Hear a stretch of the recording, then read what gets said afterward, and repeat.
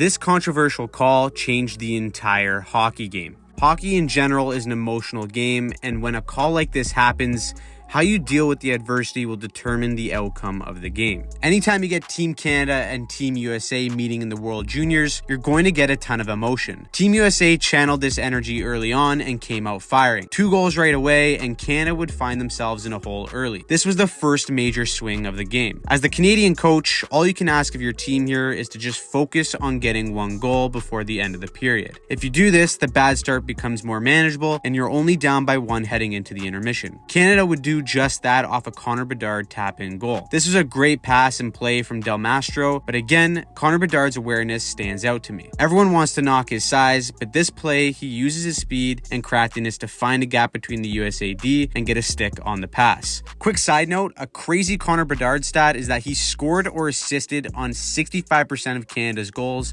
at this World Junior Tournament, and when you think about that, that is just absolutely insane. This goal created the next momentum swing as the Canadians would capitalize on this energy in the second period, scoring 2 unanswered goals to take the lead and make it 3-2. USA would bounce back and tie it to make it 3-3, but this was the moment the game changed entirely. I'll leave this up to you to argue in the comments whether you thought this was goaltender interference, but the IIHF rules are more strict around the crease than the NHL, so because of this tiny brush up by Jackson Blake, it was ruled no goal. Now, in my opinion, I like a game where this usually counts as a goal, but that's just me. This single call completely took the wind out of the sails for Team USA, and mentally they never recovered. Canada would score shortly after this to make it 4-2, and it was a cheeky stick lift inside the blue line from Bedard to gain possession for Canada, and that would ultimately create the opportunity for this goal. After that, Team USA was fighting an uphill battle mentally, and with the game-tying goal being called back and the next goal ending up in the back of their net, you have to dig deep to find a positive and get momentum back in your favor. USA had their chances, but honestly, Thomas Milic was brilliant in this game. That wasn't until, of course, the States would score to make it 4-3, but that goal was also called back. This one made a bit more sense as McGroarty pushes the goalie's pad, but either way, you have to find a way to move on and focus on the next shift. This is a lot easier said than done, and when you have young players like this, it can be very difficult to try and get a whole bunch of 18 and 19-year-olds to get their emotions in check and focus on what's ahead of them. After that disallowed goal especially, USA looked like a team shook with the decision and let it affect their play. The story of tonight's game was adversity and who handled it the best. Canada faced it early on and weathered the storm, but when it was time for Team USA to do the same, they couldn't get the job done. That sets up the gold medal game tomorrow between Canada and Czechia. That should be very interesting because Czechia is the only team that has beat Canada so far in this tournament. Anyways, let me know in the comments down below what you thought about the disallowed calls,